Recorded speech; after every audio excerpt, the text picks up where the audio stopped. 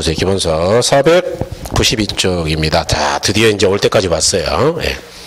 제 8편 감정평가입니다. 그래서 이제 이 감정평가는요, 예, 오늘 이제 처음 오신 분들이 참 축복의 날인데, 가장 어려운 데를 한 번 더 듣는 거거든요.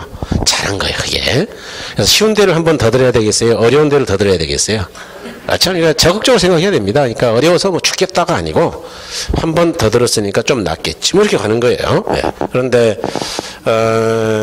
지금 금융하면서도 아마 뭐 죽기 일보 직전이었을 텐데 그래도 잘 버티더라고요. 표정 좀 봤는데 뭐 잘 버텨보니까 평가는 정말 제대로 공부하면은 뭐 진짜 좀 고통스러운 데입니다 이게.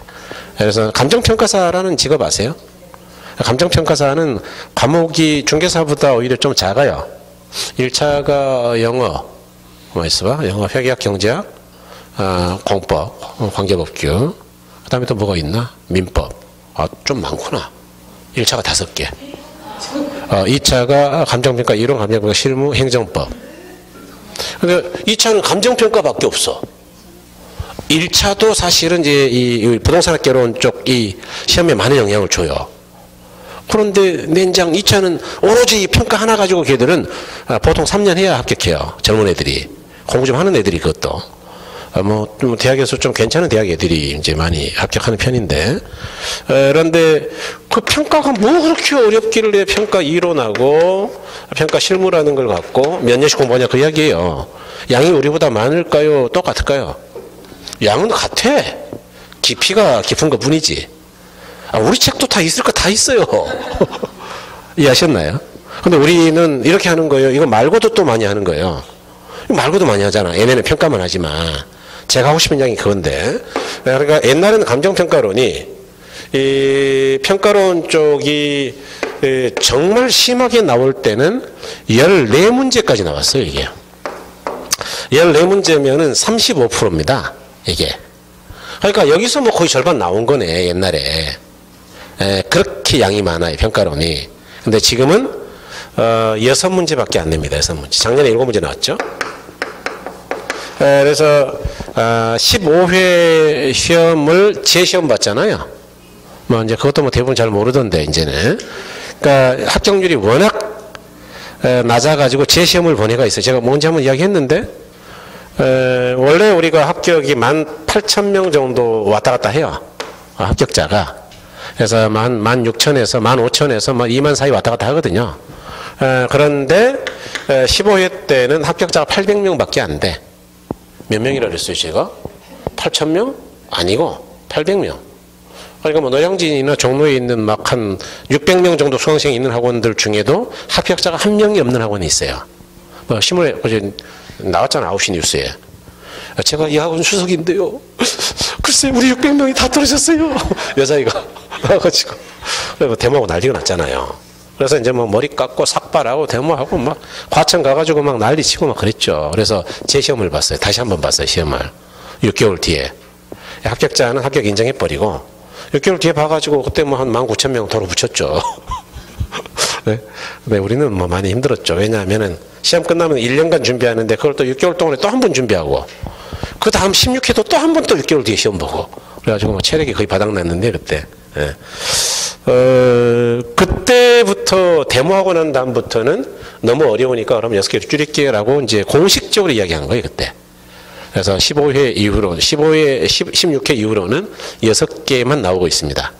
이야기는 이제 두 가지로 볼 수 있는데, 감정평가를 시험에 나올 만한 중요한 것 중심으로 이해할 필요가 있다라는 이야기예요, 지금. 근데 사실 뭐 그게 말이 좋아 그렇지, 전체에 대한 흐름을 모르면은 어떻게 중요한 데를 이야기했어요? 이론이라는 게 뭐 또박또박 한 개만 이해할 수가 있나?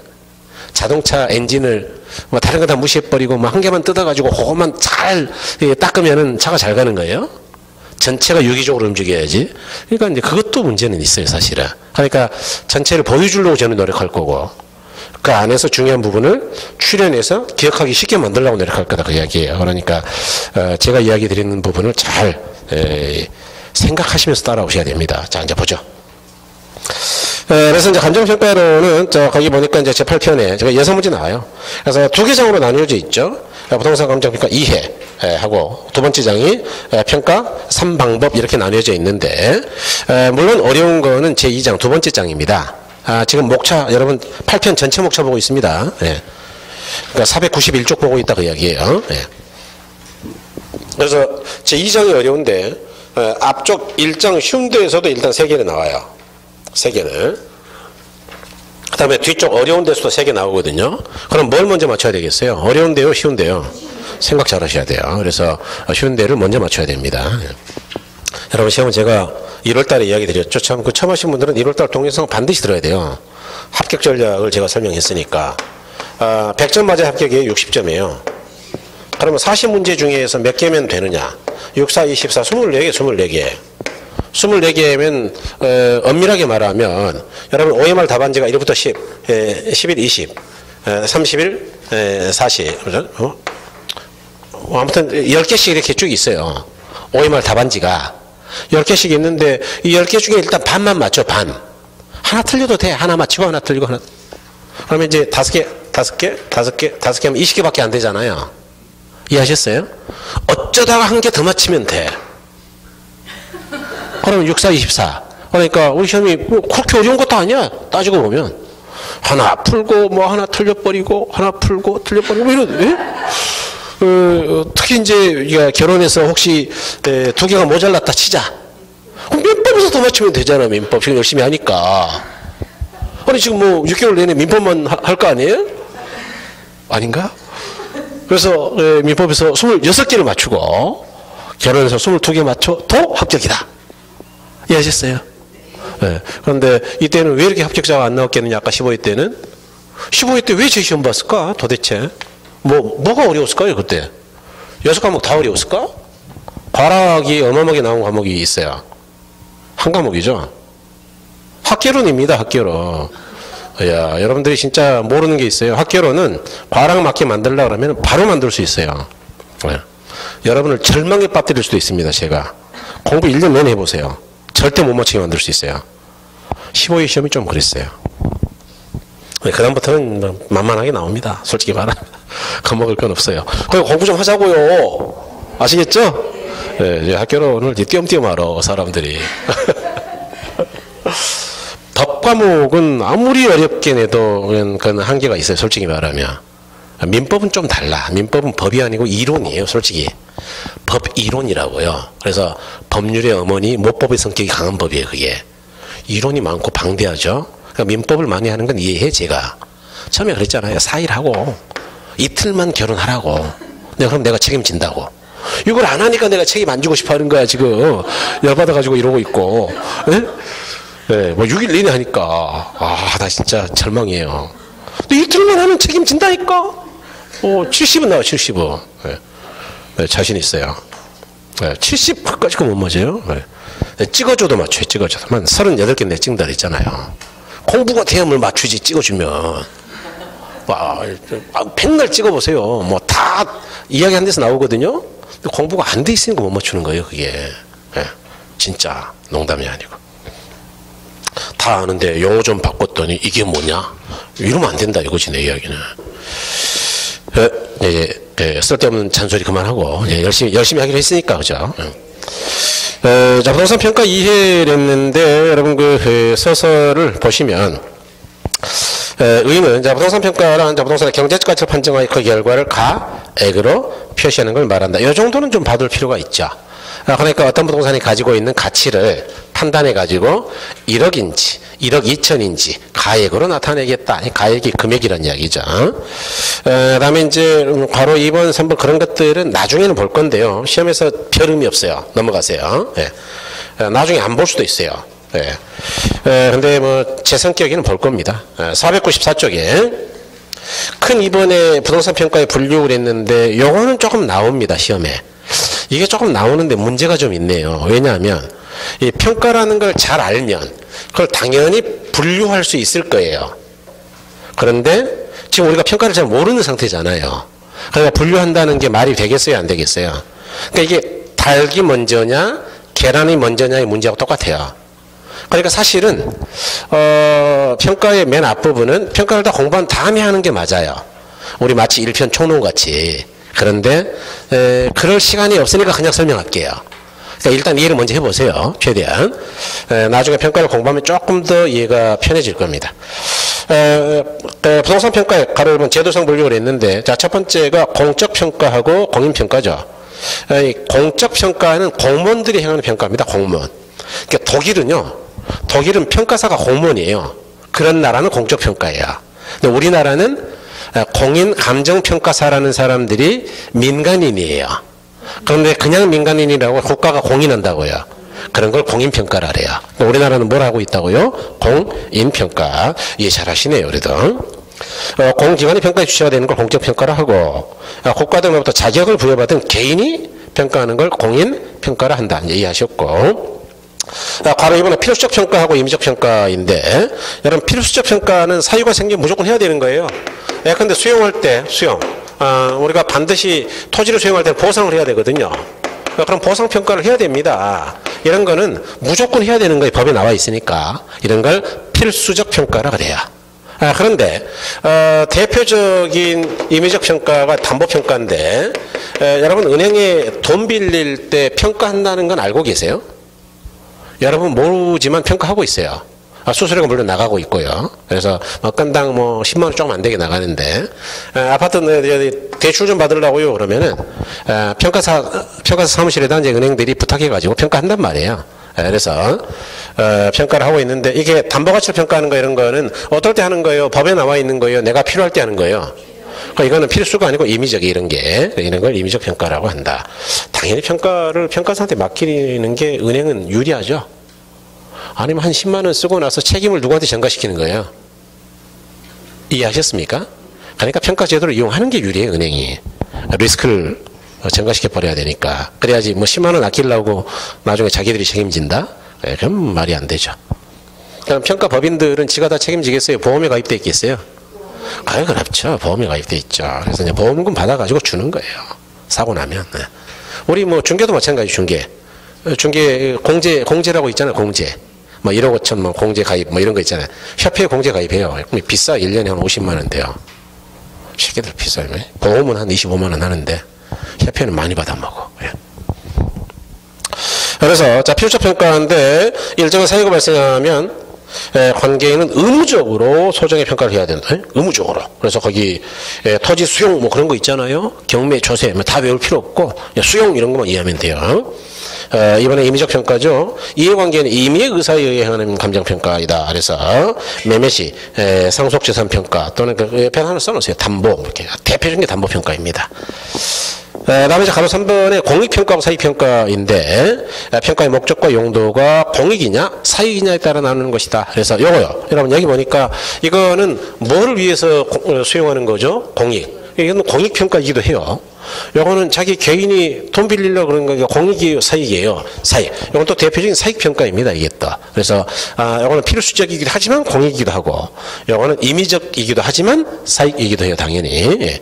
그 다음에, 가로 1번에, 자, 평가의 업무기술상 분류를 했는데, 가로 1번은 쉽네, 단독평가, 혼자 한다, 그 이야기고.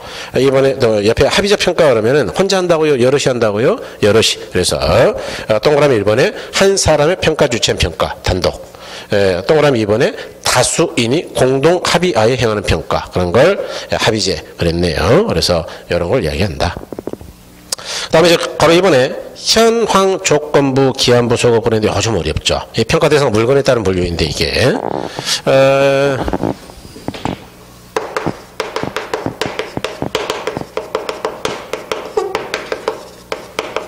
평가 대상 물건이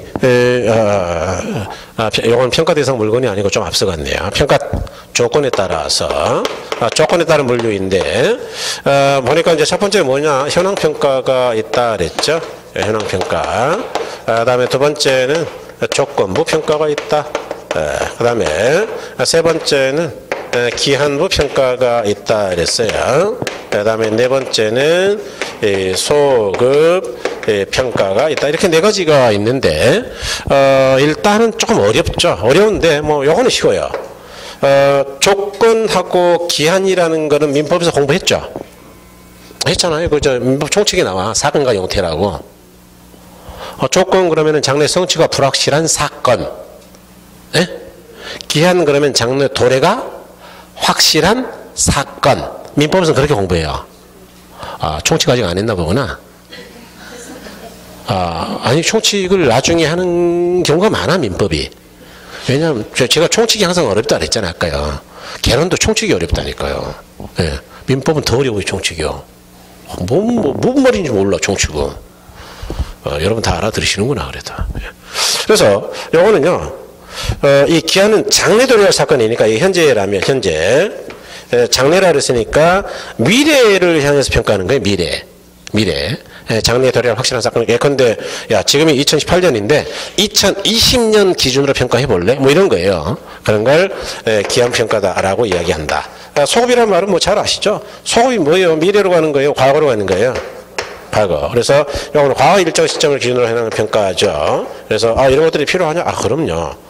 그런데 타당성 분석을 해야 되겠다. 그럴 때 2020년에 분양 예정이다. 그럼 2020년 기준으로 평가를 해볼 필요가 없을까 있을까요? 있겠죠. 그래서 이럴 때 쓰는 겁니다.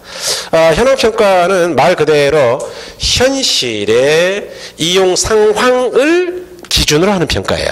그래서 현실이 이용되는 그대로 평가하는 거다.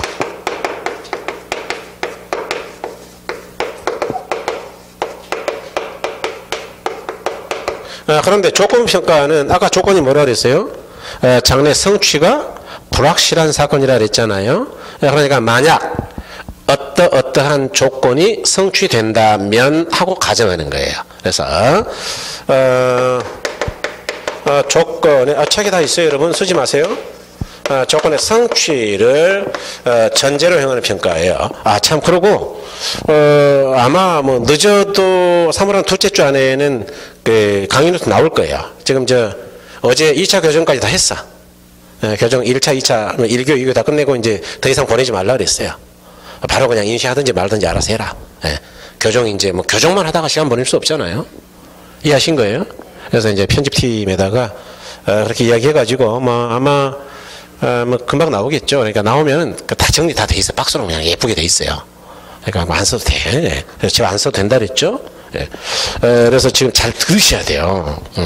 처음 듣는 분들이니까. 거기 이제 동그라미 1번 보세요. 현황평가. 대상 물건이 있는 상태로의 가치를 평가하는 것을 말한다. 감정평가는 기준시점의 대상 물건의 이용 상황이나 공법상 제한을 받는 현실의 상태 그대로 평가하는 거야, 이거. 현실 이용 상태 그대로. 제한이 있으면 있는 대로. 그런데 조건 평가죠. 다소 불확실하지만 부동산 가치의 증감 요인이 된 새로운 상태의 발생을 상정하여 그 조건이 성취되는 경우를 전제로 행하는 평가이다.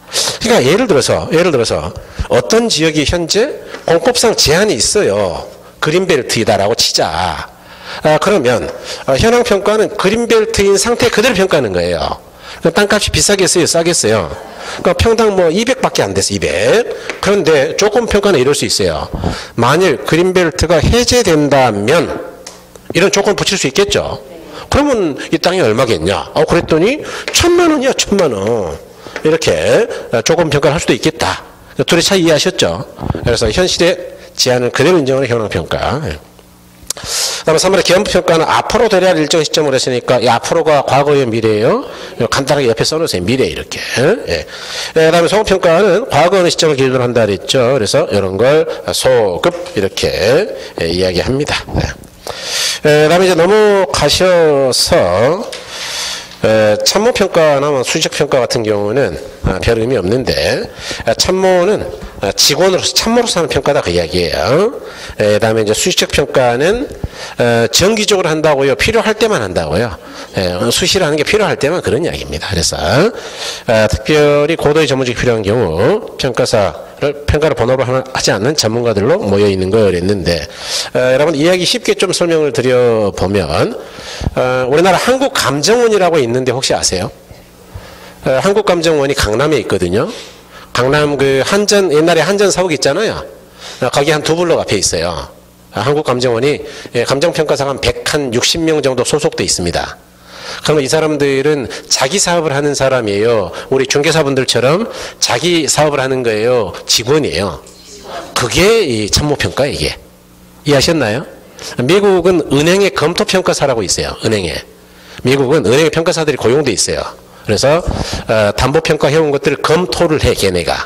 걔네는 자기 사업하는 거예요, 월급 받는 직원이에요. 그게 참모평가라고. 이해하신 거죠? 네.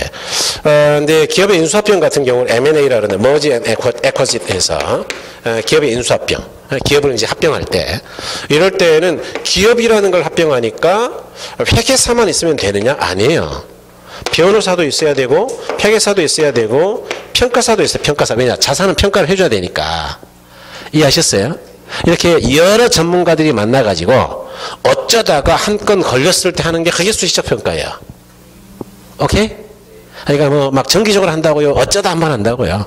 어쩌다. 그래서 우리나라는 뭐 보통은 기업 M&A를 미국도 대부분 그렇지만 변호사들이 거의 그 이니셔티브를 잡고 있어요. 주도권을 잡고 회계사 고용하고 평가사 고용해가지고 하는 겁니다. 얘네가 이제 그 물건 따가지고 법률적인 것들을 막 검토해야 되니까 인수합병이 쉽지 않거든요.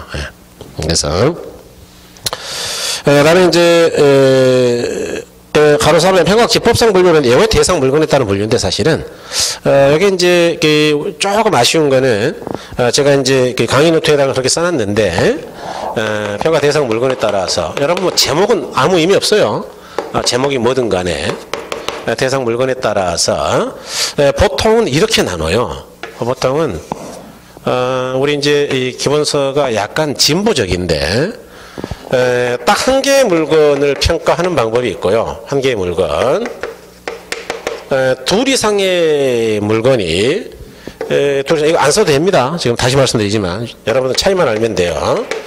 둘 이상의 물건이 일체로 이용되거나 용도상 불가분의 관계에 있을 때 평가하는 방법이 있어요. 감정법 규칙이 이렇게 나와 있는데 그럴 때 한 개의 물건은 원칙은 뭐냐 그러면 개별평가예요. 개별평가는 여러분 우리 책이 없죠? 독립평가밖에 없잖아 지금. 그러니까 개별평가가 없는데 이건 쉬워.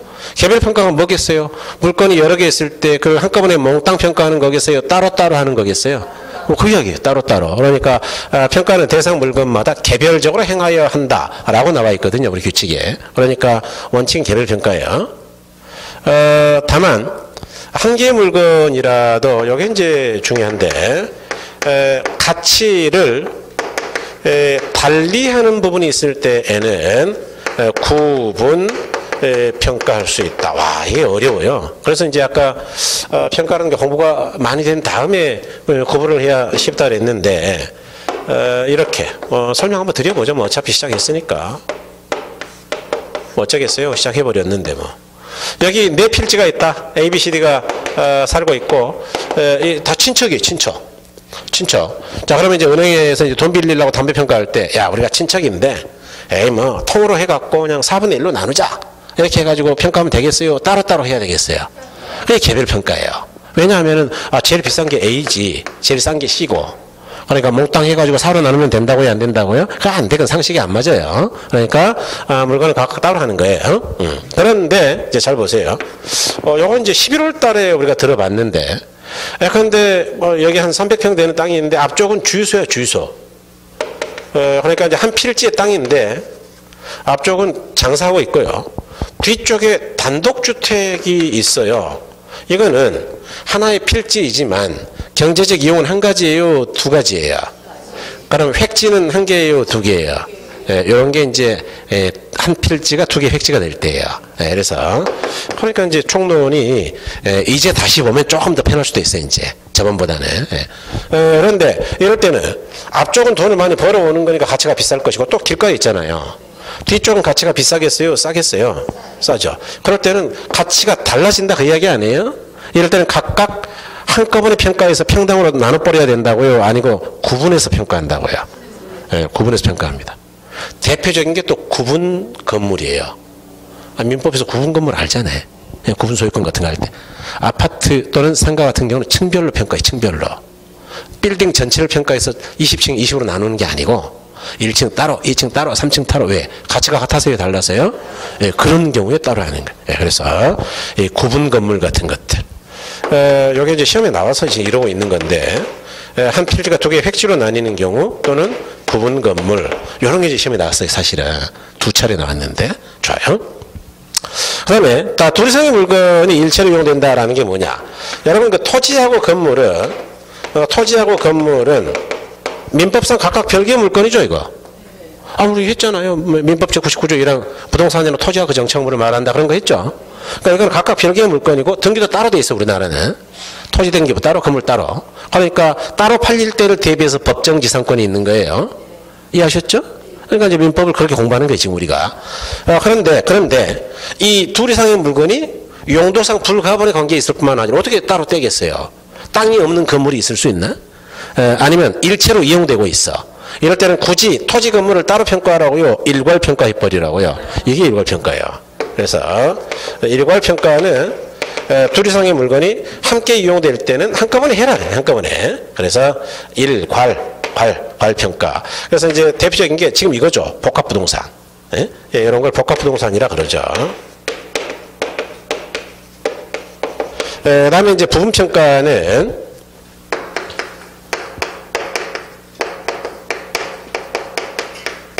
우리 규칙에는 이제 어떻게 규정되어 있느냐.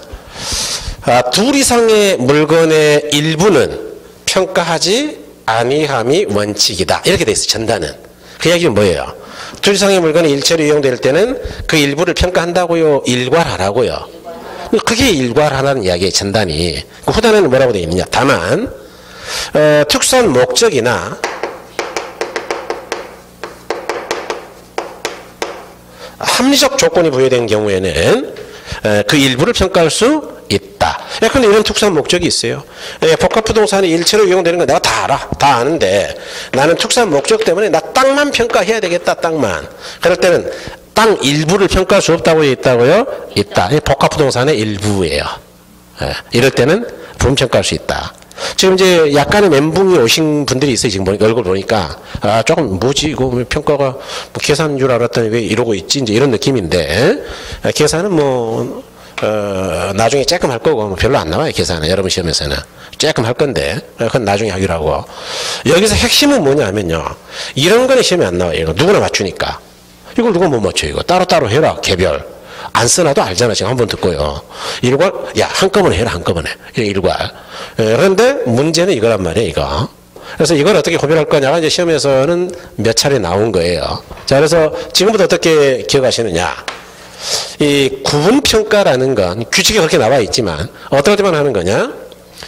한 개의 물건이지만, 즉, 한 필지의 땅이지만, 한 필지에 지금 분필이 되어 있는 게 아니고, 한 필지의 땅이지만, 가치를 달리할 때만 나누는 거예요.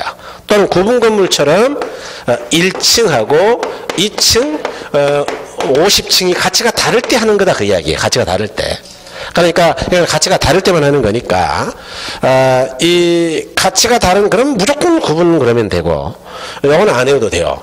뭐 특수한 목적이나 합리적 조건 뭐 이런 이야기가 있는데 규칙에는 외우려면 힘드니까. 그래서 어떻게 기억하냐. 여기 가치가 다르다의 앞글자가 자음이 기억 아니에요? 기억? 그럴 때는 이쪽도 기억이에요. 기억. 발음 잘못하면 기억하고 비읍이 구별이 안 돼요. 구분평가 그러면 그게 비읍인지 기억인지 헷갈리잖아요. 그러니까 기억 구분. 이해하셨죠? 그죠? 그러니까 기억은 기억하고 같이 다닌다. 끝. 그러면 기억 아닌 놈이 나왔다 그러면 그냥 비읍 가면 돼. 이해하신 거죠? 어쩔 수 없어요. 그렇게 가야지. 그래서 공색하긴 한데 어쩔 수 없어요. 자, 부분평가 한번 볼까요? 부분평가란 부동산이 복합부동산으로 구성되어 있는 경우 상태를 주어진 것으로 보고 그 구성 부분을 평가 대상으로 삼는 것을 말한다. 그래서 일부를 평가 대상으로 한다 그 이야기죠. 구성 부분. 그다음에 그 밑에 보면 뭐 그런 많이 써져 있는데 읽어보시고요. 자, 일괄평가는 평가는 대상 물건을 개별로 행하는 것이 원칙이다. 그래서 아까 개별평가 원칙이라고 그랬죠. 다만 두 개 이상의 대상 물건이 일체로 거래되거나 대상 물건 상호와는 용도상 불가분의 관계가 있는 경우에는 따로 한다고요. 일괄한다고요. 일괄. 다음에 가로 4번의 구분이죠. 한 개의 대상 물건이라도 아까 제가 이야기했어요. 가치 동그라미 가치를 달자는 부분이 있는 경우 이를 구분하여 평가할 수 있다. 그래서 가치하고 구분에다 동그라미 한 다음에 기억과 기억 뭐 이렇게 해놓던지 알아서 하세요. 그래서 기억은 기억하고 친하다. 이렇게. 그럼 이제 독립평가를 안 했는데 이 독립평가는 우리나라 용어가 아니에요. 이게 일본 용어예요. 그래서 이제 저는 사실 너무 진보적이다라고 생각하는데 일본에서는 이제 우리랑 좀 달라 쓰는 게 독립평가, 부분평가, 병합분할평가 세 가지가 있어요. 사실은 일본 평가가. 그래서 제가 강의 노트에다가는 이제 그 박스에다가 넣어놨는데 일본 거까지 알 필요는 없죠. 그런데 이 독립평가가 뭐냐면 토지 건물이 있을 때 이건 진짜 어려워요. 진짜 어려운데 토지 건물이 있을 때 위에 건물이 없다고 생각하고 땅을 평가하는 거예요. 땅만 독립된 객체로 보는 거예요. 예. 그러니까 아까 이거랑 전혀 달라요, 사실은. 아까 부분하고는 다르다니까요. 그래서 이거는 아까 건물이 있는 상태에서 그냥 평가하는 거고, 일부를. 얘는 건물이 있다고 생각한다고요? 없다고 생각한다고요? 그래서 우리나라 말로 이 독립평가가 뭐냐 하면, 여러분 기억나나 모르겠어요. 나지 갱지 저지할 때 나지 있잖아요. 나지라고 생각하고 평가하는 건 나지 상정평가예요. 예. 우리나라에서는 나지 상정평가라는 말은 아주 많이 써요. 독립평가라는 용어는 없어, 우리 법에는. 예, 그러니까 쓰면 엄밀하게 말하면 독립평가라는 용어를 잘 안 쓰고 있고요. 이 나지 상정평가는 뭐냐 하면 나지라고 가정한다 그랬잖아요. 가정. 그러니까 우리 용어로는 엄밀하게는 조건부평가예요. 이게. 이해하셨나요? 우리나라 말로 뭐라 그런다고? 조건부. 그걸 일본 애들은 독립평가라 그런다, 그게. 이 조건 중에 나지라는 조건 붙인 거예요, 그게. 그래서 독립평가는 이제 부동산이 토지별 건물로 구성되어 있는 경우에 토지만을 독립된 부동산으로 보고 평가하는 경우를 말한다. 일종의 조건평가에다 그랬잖아요, 그죠? 그래서 이런 걸 이야기한다. 그러니까 지금 여기는 어려울 거예요. 그러니까 가끔 시험에 나오죠. 쉬우면 나오겠어요? 예. 어려울 건데 별거 없어요. 요거 시험에 좀 나옵니다. 그러니까 요거 연습할 거예요. 나중에도. 그 다음에 요거 어쩌다 한 번씩 나오고요. 그 앞에 있는 거 뭐 필수적, 임의적 이런 거는 틀릴 가능성이 별로 없죠. 그런 거 가끔 나오고. 그래서 여기 나와주면은 무지하게 고맙죠. 맞춰버리면 되니까. 이해하셨나요? 그래서 그런 건 뭐 별거 없다. 그다음에 이제 여러분 제 2절에 부동산의 가치 이론인데 너무 길어지니까 5분만 쉬었다가 딱 30분만 할까요? 예, 미안합니다. 시간이 애매하게 돼가지고, 예.